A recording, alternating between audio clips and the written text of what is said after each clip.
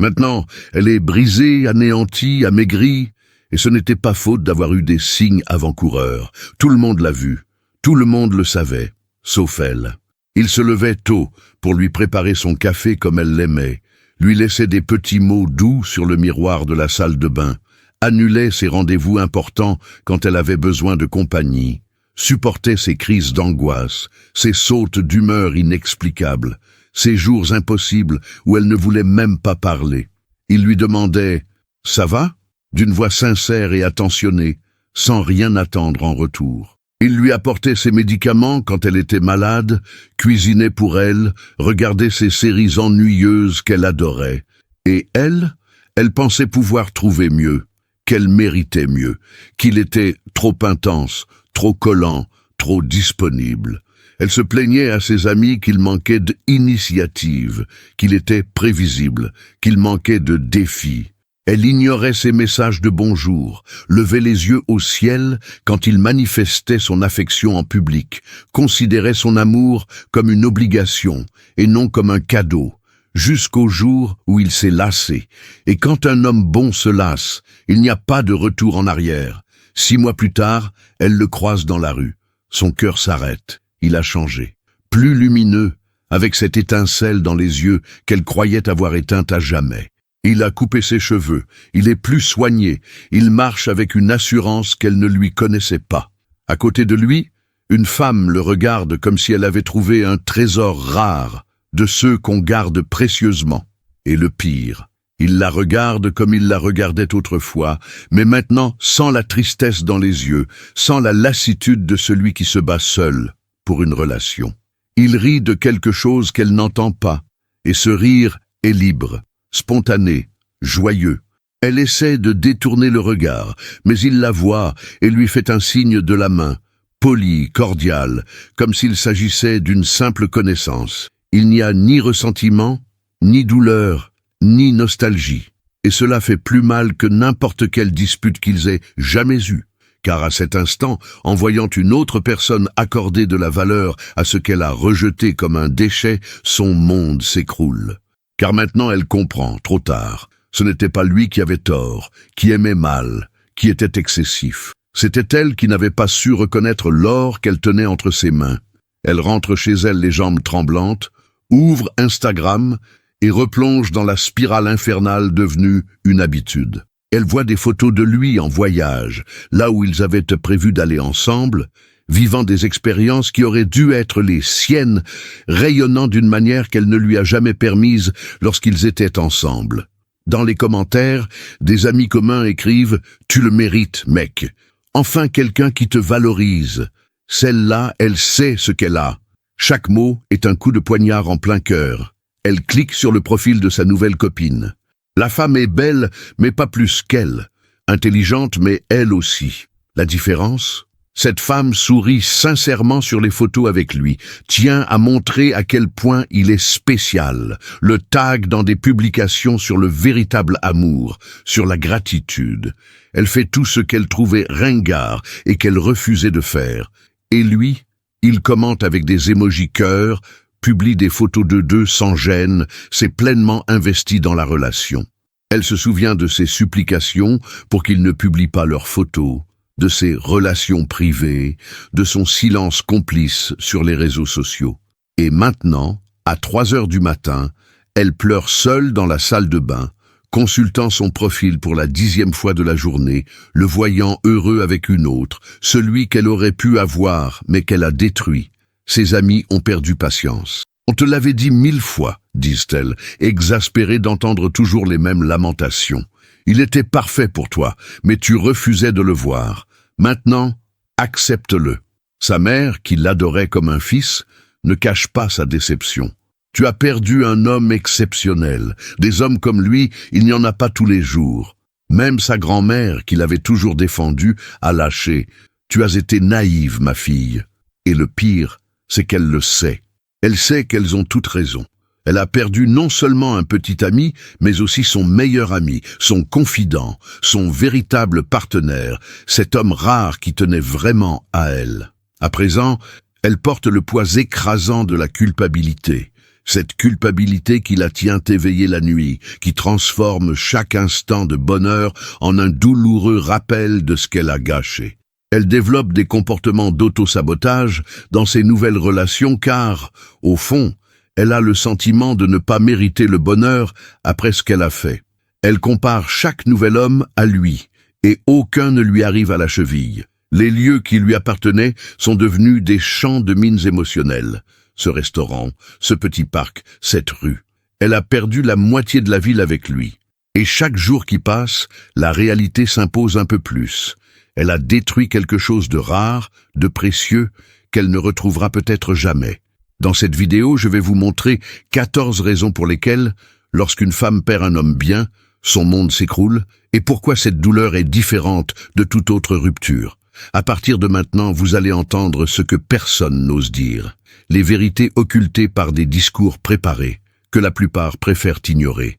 Alors abonnez-vous à la chaîne, activez les notifications, likez et dites-nous de quelle ville vous regardez, car cela permettra à ce contenu d'atteindre ceux qui l'ignorent encore. Il est inutile de se réveiller si tout le monde autour de vous dort encore.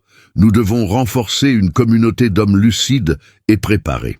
Passons maintenant au vif du sujet. Première raison, tout le monde savait qu'il était trop bien pour elle, et maintenant tout le monde pense qu'elle n'était vraiment pas à la hauteur. Voici le récit social qui se cristallise après la rupture. Lorsqu'ils étaient ensemble, les gens les regardaient et pensaient « il l'aime vraiment, j'espère qu'elle se rend compte de sa chance ». Maintenant que c'est fini, le récit change radicalement. Je savais qu'elle ne l'apprécierait pas. Une femme comme ça ne sait pas reconnaître un homme bien, et elle vit ce changement de perception comme une véritable humiliation sociale. Le jugement ne vient pas seulement de l'extérieur, il vient aussi d'elle-même, car au fond, elle est d'accord. Elle sait que les gens ont raison, il était trop bien. Il méritait quelqu'un qui l'apprécie à sa juste valeur, et elle n'était pas cette personne. Cette adhésion intérieure au jugement extérieur engendre une honte profonde et inéluctable. Elle ne peut se défendre, elle ne peut réécrire l'histoire, elle ne peut le faire passer pour le méchant, car tout le monde connaît la vérité. Et la vérité, c'est qu'elle avait l'or entre les mains et qu'elle a choisi le sable. Et maintenant, elle doit vivre avec les conséquences sociales et émotionnelles d'un choix que tous, sauf elle à l'époque, savaient désastreux. Deuxième raison, elle développe des comportements d'auto-sabotage. Je ne mérite pas d'être heureuse après ce que j'ai fait. La culpabilité ne reste pas superficielle. Elle s'insinue profondément dans son psychisme et engendre des comportements destructeurs. Lorsqu'elle rencontre une nouvelle personne qui pourrait lui plaire, elle lui trouve des défauts. Lorsqu'on la traite bien, elle se méfie. Lorsqu'une occasion d'être heureuse se présente, elle la sabote. Car au fond d'elle, une croyance toxique se répète comme un mantra. Je ne le mérite pas. J'avais quelque chose de parfait et je l'ai détruit. Je ne mérite pas de l'avoir à nouveau. C'est l'un des mécanismes psychologiques les plus cruels qui soient. Son cerveau crée une prison émotionnelle où elle est à la fois prisonnière et geôlière. Elle se punit en rejetant ce qui est bon, car elle croit que c'est la juste pénitence pour son erreur. Et le plus ironique, plus elle s'auto-sabote, plus elle se prouve qu'elle ne méritait pas cet homme bien, dès le départ. C'est un cercle vicieux qui lui gâche des années de vie, l'empêchant de reconstruire quoi que ce soit de sain.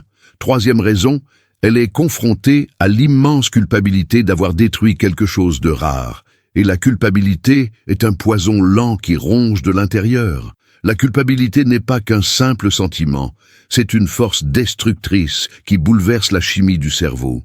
Lorsqu'elle réalise, trop tard, qu'elle a détruit quelque chose de vraiment exceptionnel, le poids de cette culpabilité ne s'atténue pas avec le temps. Au contraire, il s'intensifie, car chaque nouvelle relation médiocre ne fait que confirmer cette même vérité. Ce qu'elle avait été rare, et elle l'a gâché.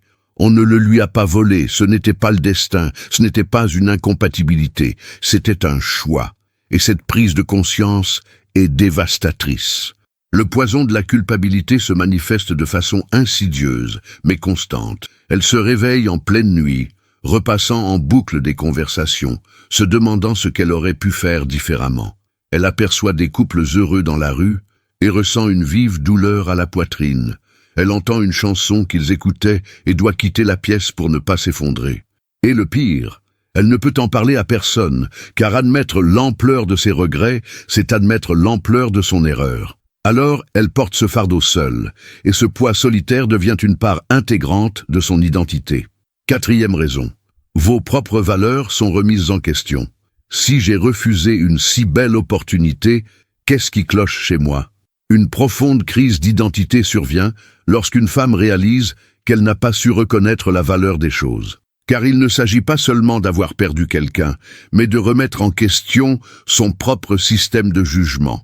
Si elle n'a pas su voir ce qu'elle possédait, si elle n'a pas su apprécier ce qui avait de la valeur, alors peut-être ne sait-elle plus reconnaître la valeur de quoi que ce soit. Et ce doute s'étend à tous les aspects de sa vie. Elle commence à remettre en question ses choix de carrière, ses amitiés, ses priorités. Si j'ai fait une erreur aussi grave dans un domaine aussi important, où est-ce que je me trompe encore? C'est comme si les fondements de sa confiance en elle s'étaient effondrés. Et voici la vérité biologique. Notre cerveau recherche la cohérence. Lorsqu'elle agit aussi manifestement à l'encontre de ses propres intérêts, son cerveau entre en conflit cognitif. Et pour résoudre ce conflit, elle commence à réécrire l'histoire de sa propre identité, généralement de manière négative. Je suis le genre de personne qui détruit les bonnes choses devient une prophétie autoréalisatrice. 5e raison. Elle perd le sentiment de sa propre valeur, car si l'on perd quelqu'un de cette façon, c'est peut-être qu'on ne le méritait pas. Le sentiment de valeur se construit par des confirmations externes et internes. Lorsqu'un homme bienveillant la traitait avec attention, son cerveau enregistrait « Je suis précieuse, je mérite ce niveau d'attention ». Mais lorsqu'elle perd cela, surtout par sa propre faute, le message qu'elle enregistre est inverse. « Je n'en étais pas digne, c'est pourquoi ça n'a pas marché ». Et cette croyance s'enracine profondément.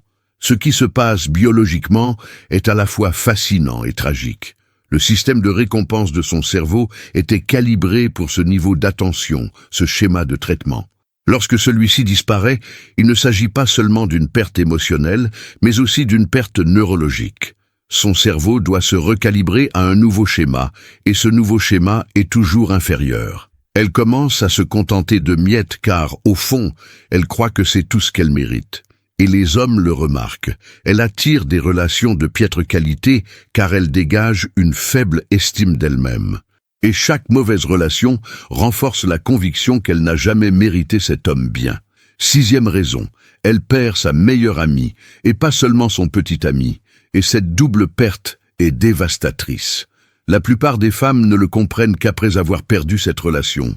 Une relation saine n'est pas seulement amoureuse, c'est une amitié profonde. Il était la première personne à qui elle se confiait. Il comprenait leurs blagues privées, connaissait les histoires derrière leurs blessures émotionnelles, savait exactement quoi dire quand elle n'allait pas bien. Quand elle perd cela, elle ne perd pas seulement un petit ami, elle perd un confident, un partenaire de vie, un refuge émotionnel. Et voici ce qui la mine. Elle ne peut pas facilement remplacer cela. Les amitiés profondes se construisent sur des années. Il connaissait sa famille, comprenait les dynamiques familiales, savait gérer les situations complexes. Il avait le contexte d'années d'histoires partagées, de souvenirs et d'évolutions communes. Quand un nouvel homme apparaît, tout est à reconstruire. Et elle compare sans cesse. Il ne comprend pas comme lui. Il ne me connaît pas comme lui. Et plus le temps passe, plus elle réalise que ce niveau d'intimité émotionnelle était unique. Car il avait été bâti brique par brique, et maintenant toute la structure s'est effondrée. 7e raison, les lieux qui étaient autrefois les leurs sont devenus des terrains minés émotionnels. Elle ne peut plus fréquenter la moitié de la ville. Les souvenirs ne sont pas abstraits, ils sont ancrés dans des lieux physiques. Ce restaurant où il lui a demandé d'être sa petite amie, la place où ils ont discuté jusqu'à tard. Le cinéma où ils regardèrent des films médiocres juste pour être ensemble. La boulangerie où il lui achetait son pain préféré tous les dimanches. Lorsque leur relation se termine, ces lieux deviennent des déclencheurs émotionnels. Chaque recoin de la ville porte en lui des fragments de lui et elle ne peut plus se déplacer librement sans être assaillie par les souvenirs. Le cerveau fonctionne par association. Les neurosciences appellent cela le conditionnement contextuel. Les lieux où elle était heureuse avec lui déclenchent désormais une cascade de neurotransmetteurs liés à la perte et à la douleur. Elle ne peut littéralement plus marcher dans certaines rues sans ressentir une oppression à la poitrine.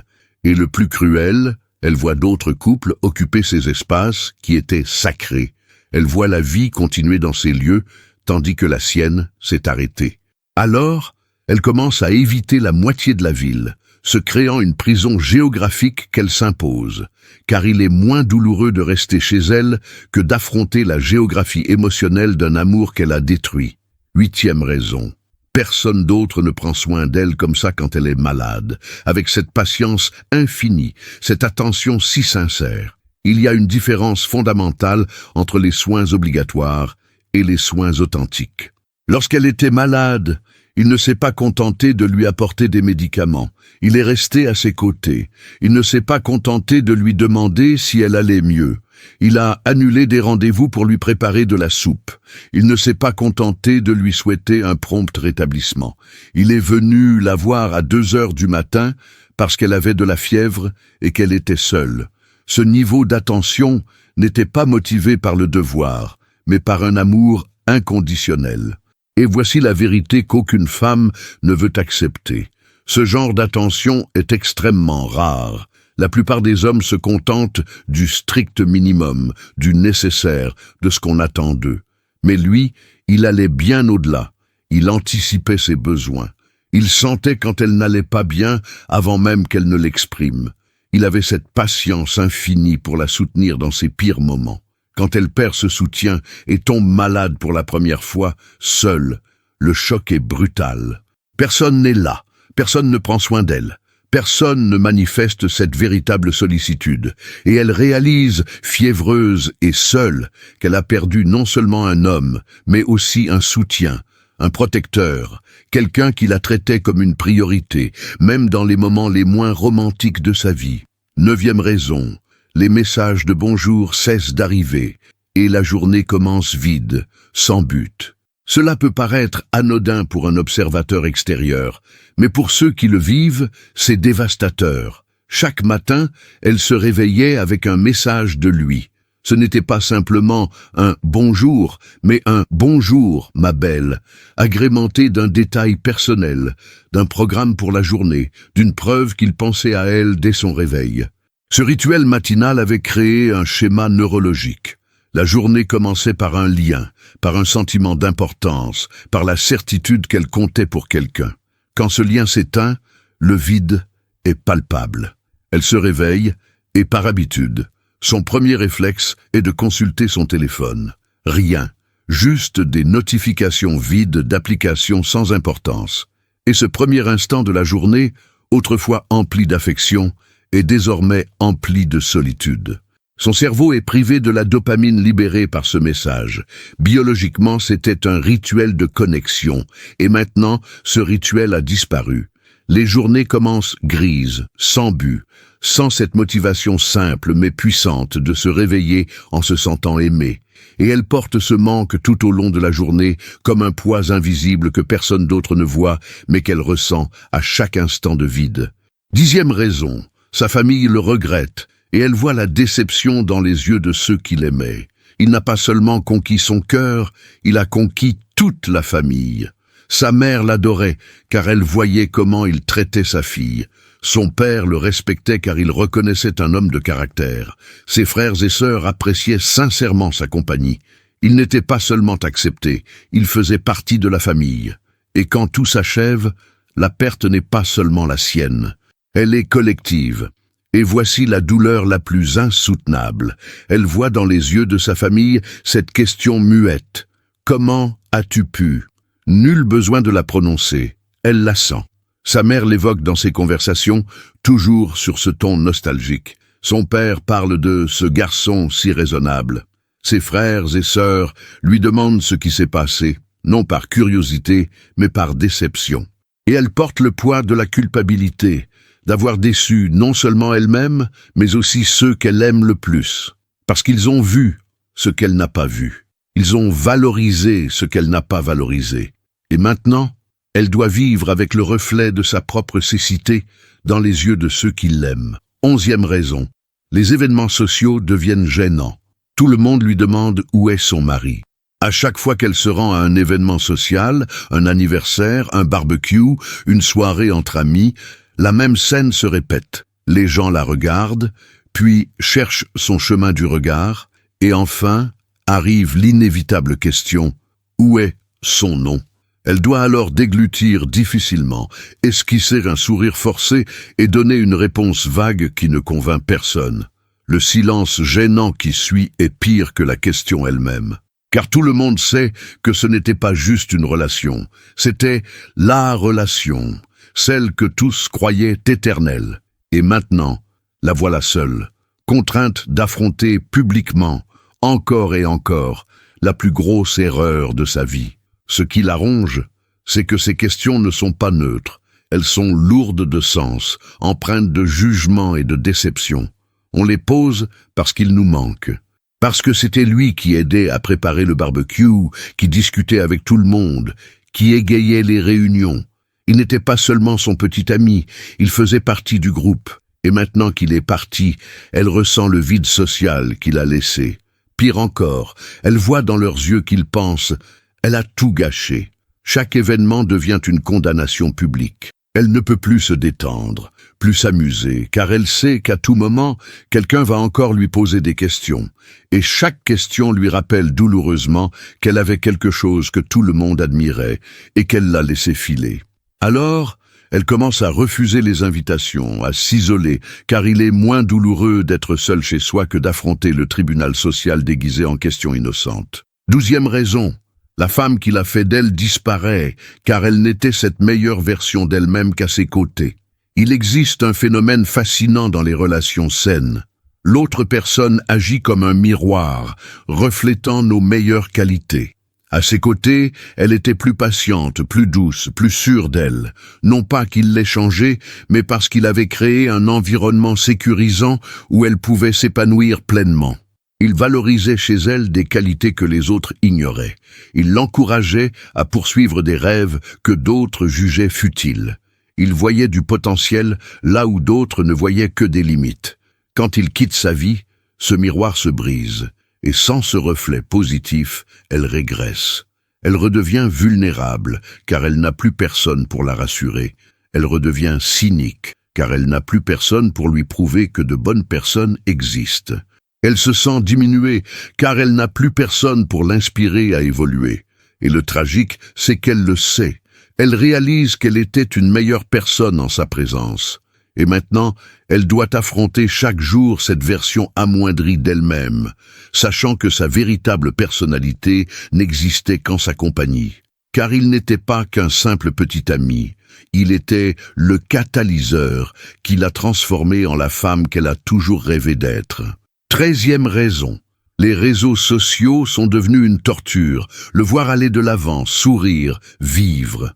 À l'ère du numérique, la fin d'une relation n'est pas seulement émotionnelle, elle est visuelle et constante. Elle ne peut s'empêcher de consulter son profil. Et chaque photo est un coup de poignard en plein cœur. Lui avec ses amis, lui en voyage, lui souriant, lui vivant pleinement. Et le pire, il semble aller bien, ni brisé, ni souffrant, ni paralysé comme elle. Il a tourné la page, tandis qu'elle reste prisonnière du passé. Son cerveau s'emballe. Comment peut-il aller bien? Comment a-t-il pu surmonter ça si vite? Et puis surgit la pensée la plus toxique de toutes. Peut-être que je n'ai jamais été aussi importante pour lui qu'il l'a été pour moi. Mais la vérité est tout autre. Il ne s'en est pas remis, parce qu'il ne l'aimait plus, mais parce qu'il se respectait. Parce qu'il a décidé de ne pas mendier l'attention de quelqu'un qui ne le valorisait pas. Et cela, ironiquement, ne fait qu'accroître sa valeur à ses yeux. Car maintenant, elle voit un homme digne, posé, avec la force émotionnelle nécessaire pour aller de l'avant. Et elle réalise, trop tard, qu'elle a perdu non seulement un compagnon, mais un homme véritable. Quelqu'un qui ne s'abaisse pas, ne mendie pas, ne s'humilie pas. Et cet homme vit désormais sans elle, prouvant que la vie continue. Et elle est paralysée, prouvant que ce n'était pas lui qui avait besoin d'elle, mais elle qui avait besoin de lui. 14e raison. Elle finit par comprendre ce qu'est la valeur, mais elle l'apprend par l'absence, et non par la présence. Il y a une cruelle ironie à apprendre si tard. Elle comprend maintenant pleinement ce qu'elle avait. Elle peut énumérer toutes ses qualités, toutes les façons dont il l'a bien traitée, tous les signes qu'elle a ignorés. Elle a enfin acquis la capacité de reconnaître la valeur, mais elle l'a acquise trop tard. C'est comme apprendre à voir, seulement après être devenu aveugle. Comme apprendre à marcher seulement après avoir perdu ses jambes. Et cette prise de conscience est une malédiction, non une bénédiction. Car désormais, forte de cette lucidité, elle compare tous les nouveaux hommes à lui, et tous échouent lamentablement. Elle va à un rendez-vous et pense « il ne ferait jamais ça ». Elle rencontre quelqu'un d'autre et pense « il était plus attentionné ». Elle essaie de construire quelque chose de nouveau et pense « il a fait mieux ». Elle a appris ce qu'est la valeur, mais elle l'a apprise quand cette valeur avait déjà disparu. Et maintenant, elle vit prisonnière de cette connaissance, sachant exactement ce qu'elle cherche, mais sachant aussi qu'elle aura bien du mal à le retrouver. Car les hommes comme lui sont rares, et elle a perdu le sien.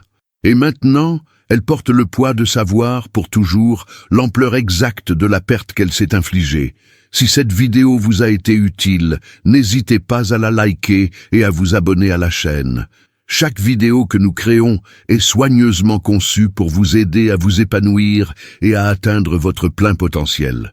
Nous souhaitons partager des conseils pratiques et directs qui auront un impact positif et concret sur votre vie. Alors, n'hésitez pas à commenter ci-dessous avec le mot « gratitude » et la phrase « à la recherche de la meilleure version de moi-même ». Ainsi, l'algorithme diffusera cette vidéo à un public encore plus large d'hommes en quête de développement personnel. Votre participation dans les commentaires est essentielle pour que notre contenu atteigne ceux qui ont le plus besoin de ces conseils. De plus, votre soutien via vos j'aime et vos abonnements à la chaîne renforce notre travail et nous motive à continuer de créer du contenu de qualité pour vous accompagner dans votre parcours. Plus vous interagissez, plus les hommes auront accès à ce type d'informations, ce qui ne peut que contribuer à notre mission de transformation des vies. Alors, merci de nous accompagner dans cette aventure. Restez connectés pour les prochaines vidéos, car nous vous proposons constamment de nouvelles choses pour vous aider à évoluer. Gros bisous et à bientôt dans la prochaine vidéo.